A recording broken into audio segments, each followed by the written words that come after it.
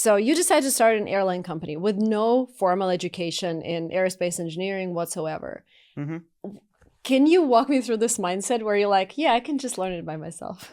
Again, I think it mattered that I sort of given myself a year to wander around. And, I sort of thought, okay, supersonic jets would obviously be great.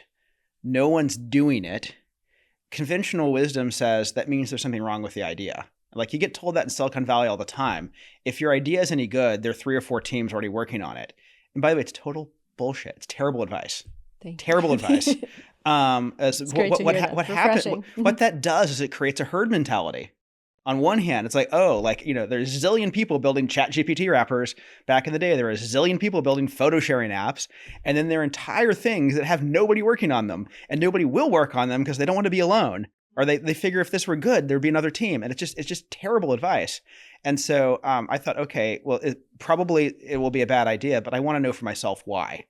And the internet was full of conventional wisdom about why supersonic jets couldn't exist. You're like, oh, people won't pay more for speed, and it's inherently more expensive, and you can't have a big enough market unless you can solve supersonic flight over land, which is technical and regulatory. And so decades of R&D is going to be required to solve all these things. And observe, those are all qualitative claims about quantitative questions. Like supersonic flight costs more. Okay, why and how much more? People won't pay more for speed? Well, that doesn't seem right. Yeah. People pay more for direct flights than connecting flights all the time. Yeah. It's a question of how much. The market's not big enough without supersonic flight over land. Is it? How big is big enough? It's a measurable thing. And so I just started building spreadsheets.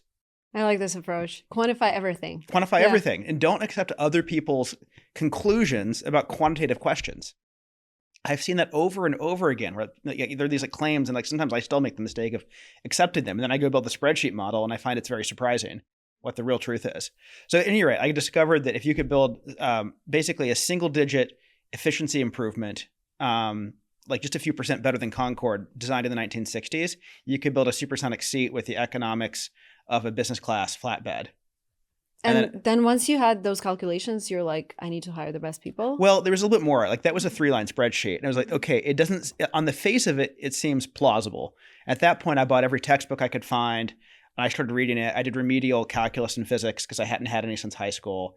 And I started building a more detailed spreadsheet model of the airplane and a more detailed spreadsheet model of the market.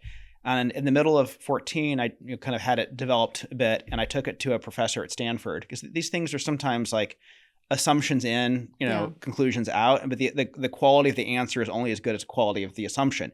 And there were assumptions in there about like lift drag ratios, which is aerodynamic efficiency, specific fuel consumption, which is like how efficient an engine is, and like where could we get on a couple of those key parameters would impact whether the end product was practical or not. So I took it to a professor at Stanford who had done a bunch of supersonics research, and I'm like, dude, I have not, I've been at this for like 2 seconds. I don't know what I'm doing.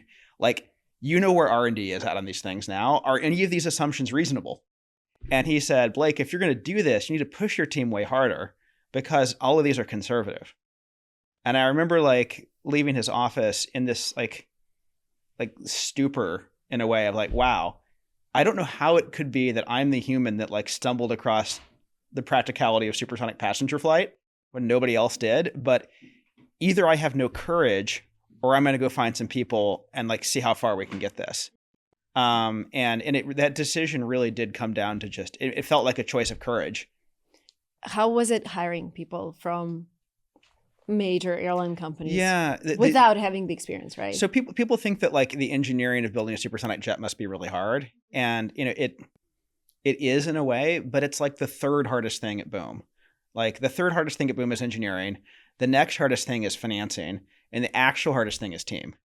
And the reason team is so hard is that there has not been a startup in aviation for a century.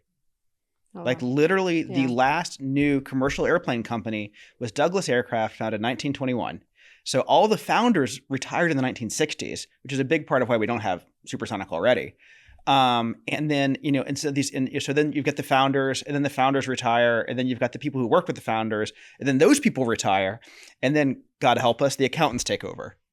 And that's very much the story of Boeing, but like there's PayPal mafia, right? There's like Amazon mafia. There is no Boeing mafia. Like there are no entrepreneurial minded people who come out of these big companies.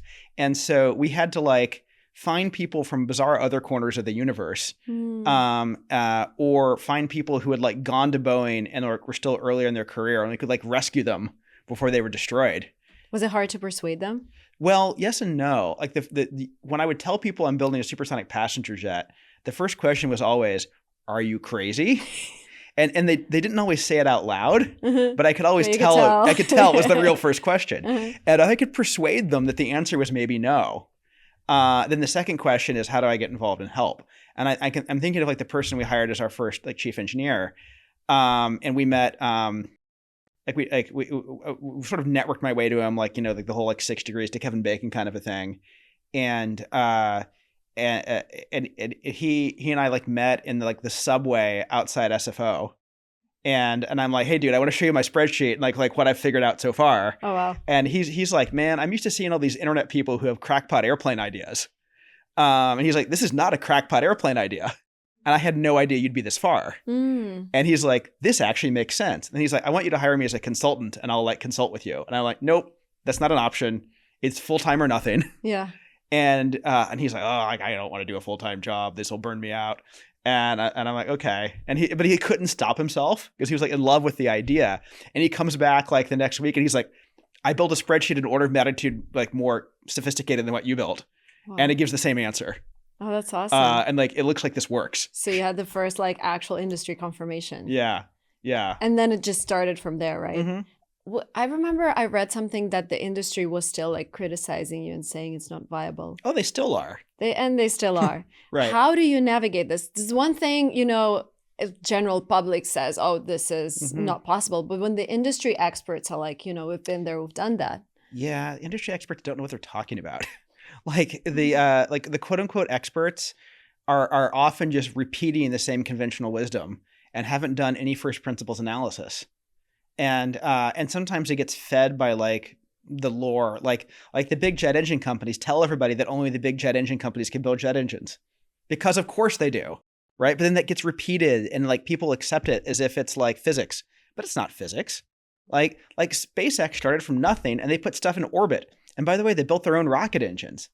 And, you know, and I was very inspired by that. I was like, wow, you know, Elon was an internet guy and he put stuff in orbit. And like, that seems way harder than a supersonic jet. Actually, it's not. I think the supersonic jet's actually harder, but I didn't know that back then.